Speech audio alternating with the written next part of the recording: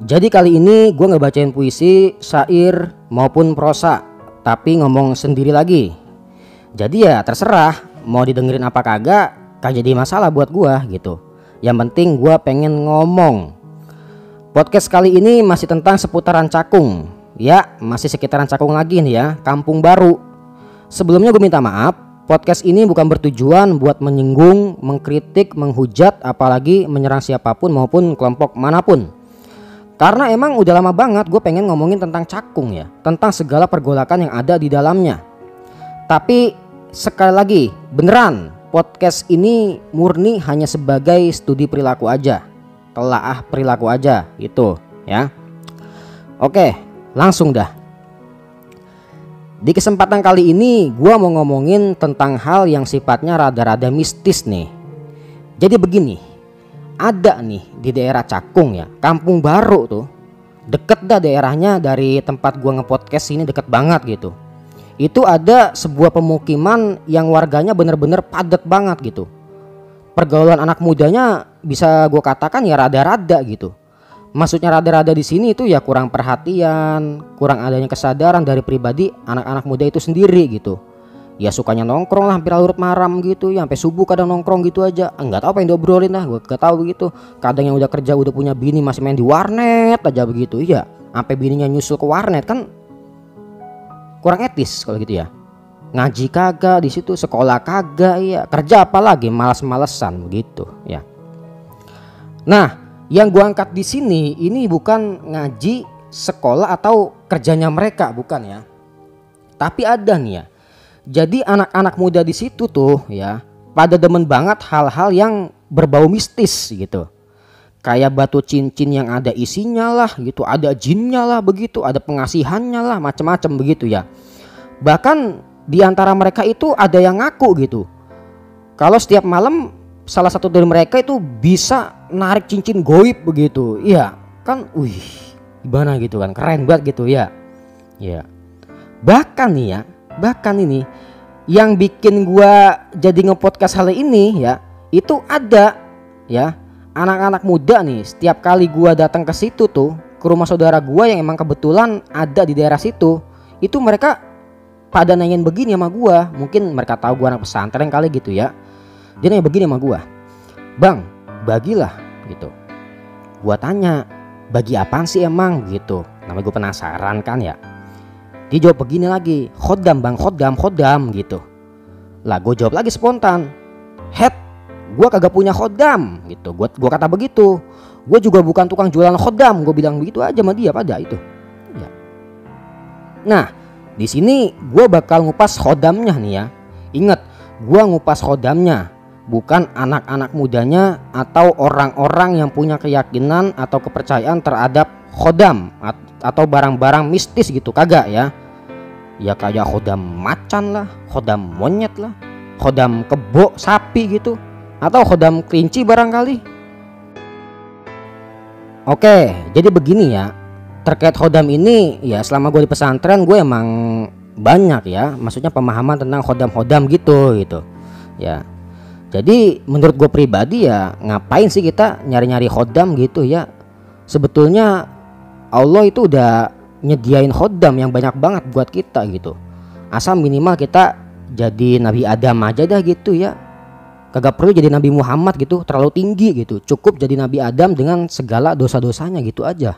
Iya. Tuh. Itu mereka pasti bakalan bantu kita itu. Mereka siapa? Malaikat-malaikat gitu ya.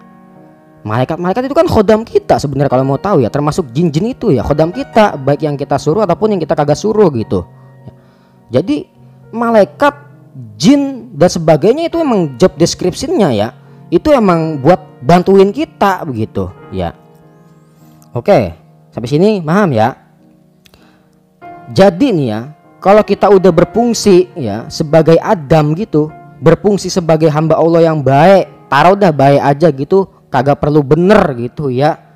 Ya, itu mereka tadi para malaikat udah pada berebut mau bantuin kita gitu ya.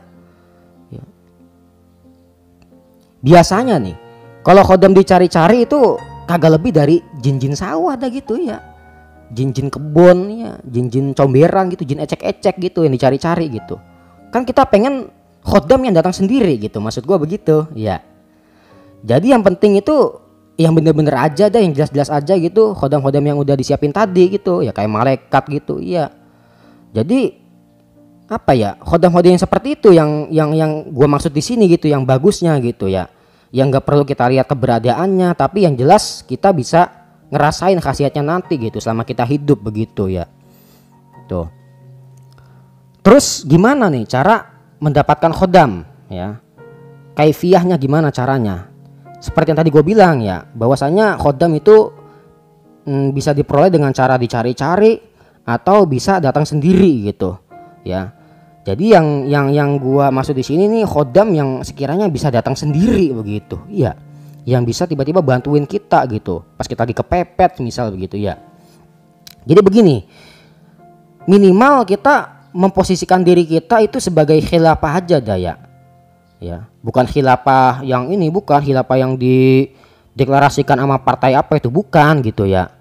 Artinya juga bukan khilafah sebagai wakil Tuhan, bukan ya. Ya karena apa? Tuhan gak perlu wakil kok, gua rasa gitu ya. Karena Tuhan udah maha segalanya gitu. Iya. Kagak pakai Tuhan wakil-wakilan gitu. Iya. Ngapain juga? Iya. Jadi kita sebagai manusia nggak usah lah bertinggi hati merasa jadi wakil Tuhan begitu. Tapi kenyataannya apa ya? Kita sering musik, sering buat gaduh gitu. Iya. Bahkan dunia sering perang aja gitu, kagak henti-hentinya begitu. Itu namanya wakil Tuhan. Gitu. Kan malu-maluin. Iya. Sadar diri aja dah gitu, iya. Tuh. Artinya khilafah di sini ya, kita diposisikan untuk membangun dunia ya, membangun sebuah peradaban begitu. Nanti khilafah ini ya, akhirnya bisa dibentuk bukan dengan ibadatul jawareh ya, artinya ibadah-ibadah yang sifatnya anggota tubuh, yang zohir, jelas kelihatan, bukan ya. Tapi yang bikin kita menjadi khilafah sesungguhnya itu lewat proses ibadatul qulub gitu, ibadah yang bersifat batiniyah gitu, gerakan hati gitu. Karena apa? Malaikat-malaikat itu sendiri ya, bahkan iblis dah itu kagak mau ngelihat fisiknya si Adam gitu, kagak mau ya. Bisanya malaikat mau sujud sama Adam tuh karena apa ya? Karena malaikat ngelihat apa yang ada di dalam badannya si Adam gitu. Apa itu? Ruh ya. Faiza sawaituhu wa nafakhtu fihi mir ruhi. Faiza sawaituhu, bila aku telah menyempurnakan penciptaannya dan membaguskan bentuknya gitu. Ketika Allah udah nyiptain Adam nih menjadi manusia begitu ya. Wa nafakhtu fihi mir ruhi. Kemudian aku meniupkan padanya dari ruhku ya. Jadi jangan heran ya ketika manusia punya sifat kasih sayang, punya sifat cinta gitu. Itu karena sifat-sifatnya Allah. Karena di dalam diri manusia ada ruhnya Allah di situ. Itulah yang membedakan manusia dengan makhluk lainnya gitu. Secara nggak sadar nih kita, di dalam diri kita ada ruh gitu. Ada bagian dari sifat-sifat ketuhanan begitu. Jangan heran juga, semisal Allah punya sifat apa nih? Sifat maha mengetahui ya. Terus turun pada manusia ya. Jadi manusia itu sok tahu begitu. Ada lagi sifatnya Allah takabur gitu. Allah maha sombong begitu. Ya jadi manusia ya begitu, sukanya sombong ya. Karena jangan heran, karena di dalam diri manusia ada sifat ketuhanan gitu. Ya. Gitu. Ya jadi dari situ ya, keruhanian itulah yang perlu kita bangun ya. Bukan ibadatul jawareh ya. Seperti keikhlasan, ketulusan, ketauhidan. Gitu dah pokoknya.